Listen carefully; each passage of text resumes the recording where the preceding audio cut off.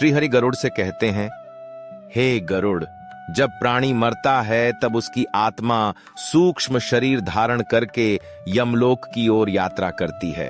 वहां धर्मराज न्याय करते हैं। यह यात्रा आत्मा के कर्मों पर निर्भर होती है। यमदूत उसे पकड़कर ले जाते हैं, जहां चित्रगुप्त उसका पूरा हिसाब प्रस्तुत करते हैं। अच्छे बुरे हर कर्म का विवरण, मनुष्य के संकल्प, वचन और क्रिया तीनों का लेखा रखा जाता है। कोई भी पाप या पुण्य छिपा नहीं रह सकता। न्याय केवल उसी के आधार पर होता है। यमराज यह देखकर आत्मा को उपयुक्त स्थान पर भेजते हैं, स्वर्ग, नरक या पुनर्जन्म के लिए। गरुड़ पुराण में 28 प्रमुख नरकों का वर्णन है। प्रत्येक नरक किसी न किसी विशेष पाप से जुड़ा है। प्रमुख नरक और उनके दंड: नरक पाप दंड, तमिस्र धोखा, विश्वासघात, अंधकार में बांधकर पीटना, अंधतमिस्र परस्त्री गमन, आग से जलाया जाना, रौरव जीवों को कष्ट देना, दहकती भूमि पर चलाना, महारौरव झूठ, छल, लोहे की छड़ से चोट, कुंभिपाक ब्राह्मण हत्या, गौहत्या, उबलते तेल में डाला जाना, कालसूत्र गुरु पिता का अपमान, जलती हुई धातु से जलना, 80 पत्रवर्ण वेदों का अपमान, तेजधार पत्तों से कटना, सूकर मुख स्त्रियों का शोषण, सूअर जैसे राक्षसों से चीरना, अंधकूप दूसरों को धोखा देना, सर्पों कीड़ों से युक्त कुएं में गिरना, अविचि निरंतर अधर्म, ऊंचाई से पत्थर पर गिराना, तप्त सूर्य अग्नि में बच्चों को जलाना, सूर्य जैसी गर्म वस्तुओं से जलाना, शालमली स्त्री पर अत्याचार, कांटेदार वृक्ष पर बांधना। ये नरक आत्मा के लिए तप्त कारागार हैं, जहां सजा समाप्त होने तक दुखदायी पुनः अनुभव होते हैं। भगवान विष्णु गरुड़ से कहते हैं, पृथ्वी पर जो पाप करते हैं वे अनेक जन्मों तक उसके दुष्परिणाम भोगते हैं। कुछ मुख्य पाप और दंड: गौहत्या, कुंभिपाक नरक में तेल में उबालना, ब्रह्म हत्या, रौरव नरक, गुरु का अपमान, कालसूत्र नरक, जनेऊ, वेदों का तिरस्कार, असिपत्र वर्ण, स्त्री अपमान, सूकर मुख, दान के नाम पर धोखा, शालमली नरक। हर पाप का दंड उसी के अनुरूप मिलता है, और जब तक दंड भोगा न जाए आत्मा मुक्त नहीं होती।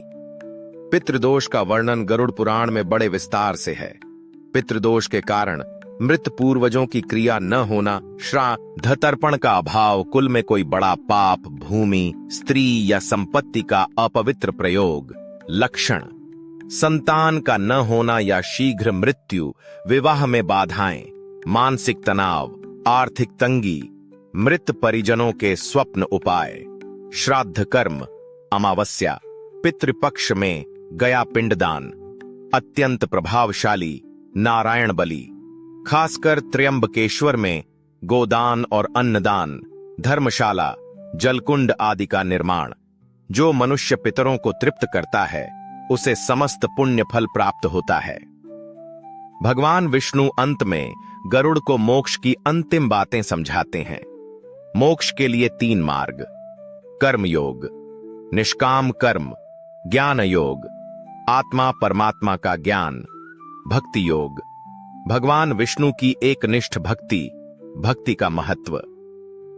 हरिनाम संकीर्तन ही इस युग का सबसे श्रेष्ठ साधन है। जो मनुष्य श्री हरि के नाम का जाप करता है, श्रीमद्भागवत, गरुड़ पुराण, गीता का पाठ करता है, संतों की सेवा करता है, श्राद्ध और दान करता है, वह स्वर्ग ही नहीं वैकुंठ प्राप्त करता है। वह फिर जन्म नहीं लेता। भगवान विष्णु कहते हैं, हे गरुड़, जो मनुष्य गरुड़ पुराण का पाठ करता है या सुनता है वह सब पापों से मुक्त हो जाता है। श्रवण के लाभ: आत्मा को गति, पितरों की तृप्ति, परिवार को शांति, रोग दरिद्रता का नाश, मृत्यु के समय भय का अभाव, भगवान की कृपा और मोक्ष की प्राप्ति। भगवान विष्णु गरुड़ से कहते हैं, हे गरुड़, इस संसार में प्राणी अपने पूरे जीवन में जो कुछ अर्जित करता है वह मृत्यु के समय कुछ भी साथ नहीं ले जाता। केवल वही वस्तु उसके साथ जाती है जो उसने धर्म, दया और दान से प्राप्त पुण्य के रूप में अर्जित की हो। मृत्यु के समय का दान विशेष फलदायक होता है, क्योंकि उस समय व्यक्ति को अपने जीवन की संपूर्णता का बोध होता है। उसे भोग की नहीं, मुक्ति की कामना होती है। गरुड़ पुराण में उल्लेख है कि मृत्यु के समय यदि व्यक्ति या उसके परिवारजन आगे बताई गई वस्तुओं का दान करें, तो वह आत्मा नरक यातना से बच सकती है। प्रमुख दान और उनका पुण्य फल। दान फल विशेषता: तिल, काले, पाप नाश, प्रेत योनि से मुक्ति जल में प्रवाहित भी किया जाता है। गाय स्वर्गलोक गोदान सर्वोत्तम कहा गया है। सोना देव पूजन व मोक्ष का मार्ग जीव को ऊर्ध्वगमन प्रदान करता है। वस्त्र आत्मा को लज्जा से मुक्ति, विशेषकर धोती या साड़ी। अन्न भूख की यंत्रणा से बचाव, मृत्यु भोज व ब्राह्मण भोज के साथ। जल पात्र, यमलोक में प्यास न लगे। चांदी या मिट्टी का पात्र। दीपक, आत्मा को अंधकार से मुक्ति। तैल, दीपदान उत्तम। शैया, बिस्तर, आत्मा को विश्राम, मृत व्यक्ति की शांति हेतु। छाता, सूर्य ताप से रक्षा, यमलोक में धूप नहीं सताती। चप्पल, कंटक से रक्षा, यात्रा मार्ग पर सहायक। कंबल, ऊनी वस्त्र, ठंड से रक्षा, विशेषकर हेमंत में भूमिदान। अगले जन्म में सुखी जीवन यदि संभव हो, गौशाला, पिंड स्थान आदि के लिए भूमि। जो अपने प्राण त्याग से पहले इन दानों को करता है, वह यमदूतों से नहीं डरता। श्री हरि गरुड़ पूछते हैं, भगवान, मरते समय ब्राह्मणों को क्यों बुलाया जाता है? श्री हरि उत्तर देते हैं, हे गरुड़, ब्राह्मण वेद स्वरूप हैं। मृत्यु के समय जब वे वेद पाठ, गीता पाठ, विष्णु सहस्त्रनाम, गरुड़ पुराण और नारायण स्तुति करते हैं, तब वह स्थान तीर्थ बन जाता है। आत्मा भय मुक्त होती है। ब्राह्मणों से करवाई जाने वाली क्रियाएं: गीता पाठ, विशेषकर अध्याय 2 और 8, श्रीमद् भागवत पाठ, गरुड़ पुराण श्रवण, विष्णु नाम जप, मृतात्मा के नाम पर हवन। गरुड़ पुराण चेतावनी देता है कि मृत्युशैया पर या उसके बाद कुछ बातें वर्जित हैं। वर्जित कार्य: मृत्यु के बाद शव को अपवित्र हाथों से छूना, जोर जोर से विलाप करना। आत्मा भटक सकती है। मृत व्यक्ति को गहनों से सजाना, मृत्युशैया पर काम, क्रोध, मोह की बातें करना, अपवित्र संगीत या नृत्य करना, मृत्यु भोज में मद्य, मांस आदि का प्रयोग। मृत्यु एक पवित्र प्रक्रिया है। उसका अपमान करने से आत्मा को गति नहीं मिलती। भगवान श्री हरि गरुड़ को उपदेश देते हैं कि यदि हम चाहते हैं कि आत्मा को मोक्ष मिले, तो हमें आगे बताई गई क्रियाओं को अवश्य करना चाहिए। आत्मा की शांति हेतु उपाय: 1. अष्टकर्म, शव से लेकर अग्नि तक की 8 विधियां। 2. श्राद्ध, मृत्यु के 10वें, 11वें, 12वें दिन। 3. पिंडदान, गया, हरिद्वार, प्रयाग आदि में। 4. तर्पण, प्रत्येक अमावस्या को। 5. नारायण बलि, यदि आत्मा भटकी हो। 6. दीप, जल और अन्न दान, ब्राह्मणों को। 7. प्रेत शांति हवन और महामृत्युंजय जाप, मृत्यु के समय का दान अत्यंत पुण्यकारी होता है। तिल, वस्त्र, अन्न, दीप, भूमि आदि का दान आवश्यक है। ब्राह्मणों की सेवा और वेद पाठ आत्मा को गति देता है। मृत्युशैया पर अपवित्र बातें नहीं करनी चाहिए। आत्मा को मोक्ष दिलाने के लिए पिंडदान, श्राद्ध और तर्पण आवश्यक हैं। भगवान विष्णु गरुड़ से कहते हैं, हे गरुड़, दान तभी फलदायक होता है जब वह श्रद्धा, योग्य पात्र और पवित्र भावना के साथ किया जाए। दान करने से न केवल पितरों को संतोष मिलता है, अपितु दाता का चित्त भी शुद्ध होता है। दान निष्काम हो, फल की अपेक्षा से नहीं। सच्चे ब्राह्मणों, विद्वानों, तपस्वियों या भूखे को दिया जाए। अपात्र को दान करने से पाप लगता है। स्वर्ण, अन्न, भूमि, गौ और ज्ञान का दान सर्वोत्तम माना गया है। अशुद्ध हाथों से दिया गया दान न तो पितरों को सुख देता है, न दाता को पुण्य। गरुड़ पूछते हैं, हे प्रभो, क्या मृत्यु भी शुभ और अशुभ होती है? श्रीहरि उत्तर देते हैं, हे गरुड़, मृत्यु तो केवल देह का त्याग है, परंतु उसका समय, स्थान, भाव और परिस्थिति आत्मा की गति को प्रभावित करते हैं। शुभ मृत्यु के लक्षण। तीर्थ या घर के पूज्य स्थान पर मृत्यु किसी देवता, गुरु, वेद पाठ या हरिनाम के संग गंगा जल, तुलसी पत्र, गायत्री मंत्र का स्मरण, दक्षिण दिशा की ओर सिर करके देह त्याग, शांत चित्त, प्रसन्न मन, अनासक्ति अशुभ मृत्यु के लक्षण। रोग, वेदना, तड़प और डर के साथ मृत्यु, पाप, अपवित्रता या अपमान में मृत्यु, आत्महत्या, हत्या या दुर्भावना से मृत्यु, मोह, क्रोध, भोग या तृष्णा के साथ मृत्यु, भूत प्रेत बाधित स्थान पर देह त्याग। जो मृत्यु के समय नारायण शब्द का उच्चारण कर ले, वह जीवन मरण के बंधन से मुक्त हो जाता है। भगवान श्रीहरि गरुड़ को बताते हैं कि कुछ विशेष वस्तुएं मृत्यु के समय आत्मा की रक्षा करती हैं। गंगा जल के स्पर्श से आत्मा पवित्र होती है। मुख में एक बूंद गंगा जल पड़े तो यमदूत पास नहीं आते। गंगा जल के अभाव में हरि नाम जल का भी प्रभाव है। तुलसी पत्र को मुख या हृदय पर रखने से पाप जल जाते हैं। तुलसी के पौधे के समीप मरना अत्यंत पुण्यकारी है। भगवान विष्णु तुलसी व गंगा के समीप स्वयं उपस्थित होते हैं। तीर्थों की भूमिका गया, प्रयाग, हरिद्वार, काशी, बद्री, पुष्कर, द्वारका, त्र्यंबकेश्वर आदि। जो व्यक्ति इन तीर्थों में अंतिम क्रियाएं करता है वह मोक्ष पाता है। तीर्थ स्नान, तर्पण और पिंडदान विशेष फलदायी होते हैं। गरुड़ पुराण में कुछ लोगों को अपात्र बताया गया है, जिन्हें दान देने आवर्जित है। जो वेद विरोधी हैं, मद्य, मांस, जुआ आदि में लिप्त, ब्राह्मण होकर अधार्मिक जीवन जीते हैं, छल कपट, ठगी या पाखंड में लिप्त, जिनमें विनम्रता, सच्चाई और श्रद्धा नहीं है।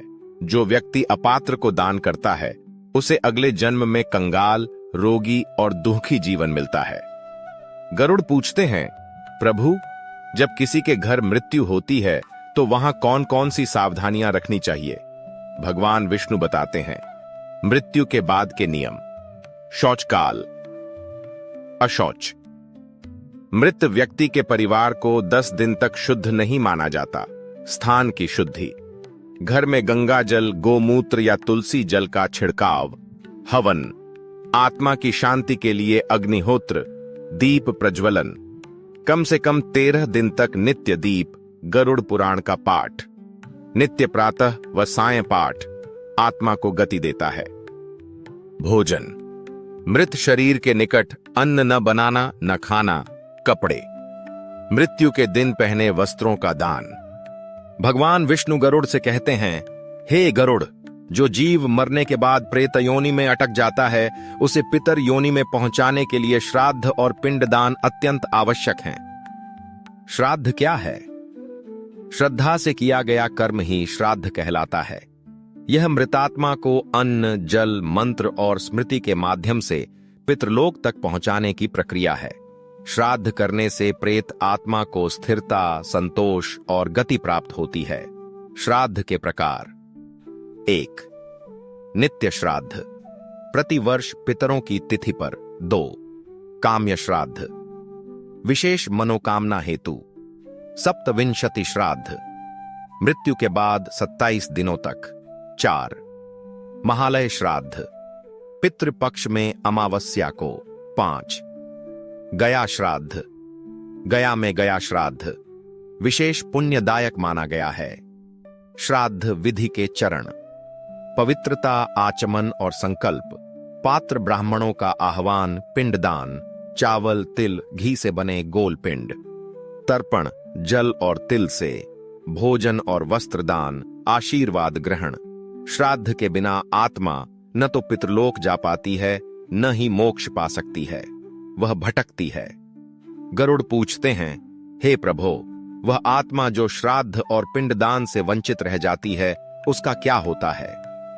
भगवान श्रीहरि उत्तर देते हैं, हे गरुड़, वह आत्मा प्रेत बन जाती है, जिसका न स्थायित्व होता है न शरीर। वह भूख, प्यास, ताप और व्याकुलता से पीड़ित रहती है। प्रेत योनि के लक्षण। मृत्यु के बाद तृप्ति न मिलना, न स्वर्ग न नरक न पुनर्जन्म, केवल विचरण। आत्मा को बार बार स्मृतियां सताती हैं। अगर पिंडदान न हो तो आत्मा पीड़ित होकर अपने परिजनों को बाधित कर सकती है। प्रेत बाधा के संकेत। घर में अस्वाभाविक घटनाएं, रात को स्वप्न में मृतक का आना, अचानक रोग, दुर्भाग्य, कलह, स्त्रियों और बच्चों पर विशेष प्रभाव। भगवान श्री हरि कहते हैं, गया वह भूमि है जहां स्वयं भगवान विष्णु ने पिंडदान स्वीकार किया। वहां किया गया श्राद्ध सैकड़ों जन्मों के पितरों को भी गति प्रदान करता है। गया में पिंडदान के विशेष स्थान। 1. विष्णुपद मंदिर, पिंडदान का मुख्य स्थान। फल्गु नदी, तर्पण का पावन स्थल। 3. सीता कुंड, जहां माता सीता ने बिना जल के तर्पण किया था। 4. गया शिला, यहां से यमदूत लौट जाते हैं। 5. अक्षय वट, इस वृक्ष के नीचे दिया गया तर्पण अक्षय फल देता है। जो गया में पिंडदान करता है उसके पितर पितृलोक में दिव्य रूप से वास करते हैं। गरुड़ पूछते हैं, भगवन, अगर आत्मा को तर्पण और श्राद्ध के बाद भी शांति न मिले तो क्या करें? भगवान विष्णु बताते हैं, ऐसी आत्माएं जिनकी मृत्यु अकाल, दुर्घटना, आत्महत्या, जहर, हत्या या शाप से हुई हो, उन्हें साधारण पिंडदान से मुक्ति नहीं मिलती। उनके लिए नारायण बलि किया जाता है। नारायण बलि की विधि। 3 दिन का विशेष हवन, विष्णु स्वरूप पिंड को तर्पण, मृत आत्मा का नाम, गोत्र और कारण सहित अनुष्ठान, ब्राह्मण भोजन और गौदान, अंत में विष्णु सहस्त्र नाम का पाठ। नारायण बलि करने से आत्मा की गति होती है, शांति मिलती है और परिवार की बाधाएं समाप्त होती हैं। भगवान श्री हरि कहते हैं, 13वें दिन किया गया संस्कार आत्मा को अंतिम विदाई है। यह उसे पितृलोक की ओर अग्रसर करता है। इस दिन किया गया भोज, ब्राह्मण सेवा और दान आत्मा को शांति देता है। 13वीं के कार्य, विशेष श्राद्ध और पिंडदान, पुरोहित द्वारा कथा और गरुड़ पुराण का पाठ, वस्त्र, अन्न, गाय, दीप, छाता आदि का दान, हिरण्यगर्भ सूक्त, नारायण सूक्त और गीता पाठ, आत्मा के लिए आशीर्वाद और समर्पण।